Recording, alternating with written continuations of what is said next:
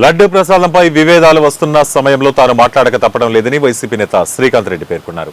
ఆయన హైదరాబాద్లోని ప్రెస్ క్లబ్లో సమావేశం నిర్వహించారు. ఈ సందర్భంగా ఆయన కీలక వ్యాఖ్యలు చేశారు.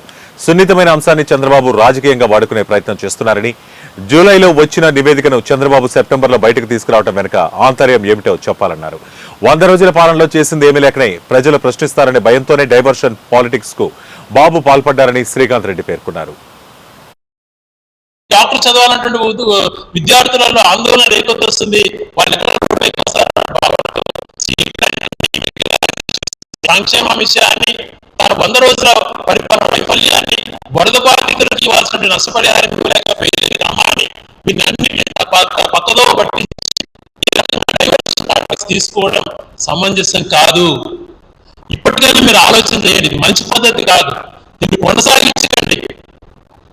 లక్షలాది మంది బాధపడుతున్నారు. నిజంగా చిత్తశుద్ధి ఉంటే దానిపైన కమిటీ వేయండి. ఈరోజు గత 5 సంవత్సరాలలో ఆ ల్యాబ్ లో కూడా వచ్చిన మార్పులు ఒకసారి వినండి. గతంలో డిఎంహెచ్ఓ దాన్ని సర్టిఫై చేసిన పరిస్థితి కొన్నాడు. అది సరైనటువంటి రీతిలో జరుగుతుందో లేదో అని చెప్పి ఒక రిటైర్డ్ సైంటిస్ట్ అక్కడ పెట్టారు. 12 మంది ఎంప్లాయీస్ ని పెట్టడమే కాకుండా ల్యాబ్ ని ఏసీ ఆధునీకరించడమే కాకుండా 2020లో దాదాపుగా 3.5 కోటి 2022లో అనుకుంటారు 3.5 కోటి ఏదైతే ఇప్పుడు అడల్టరేషన్ అనేది అయిన తర్వాత దాంట్లో మీన డీటెయిల్ రిపోర్ట్ ఇచ్చేటువంటి ఆర్డర్ ఇవ్వడం జరిగింది. అక్కడే పూర్తి స్థాయిలో ఎక్విప్మెంట్ ఉండాలా అని చెప్పి ఆలోచన కూడా చేసినటువంటి విధానం ఉంది.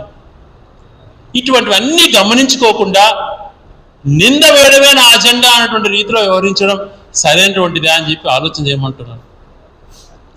ఏ ఒక్కరు తప్పు చేసినా ప్రశ్నించాలి. ముఖ్యంగా సెంటిమెంట్ విషయాలలో తప్పు చేస్తే ఎంక్వైరీ శిక్షించే విధంగా ఉండాలి. కానీ ఆ సెంటిమెంట్ రాజకీయంగా ఉపయోగించుకొని రాజకీయంగా లబ్ధి పొందాలి.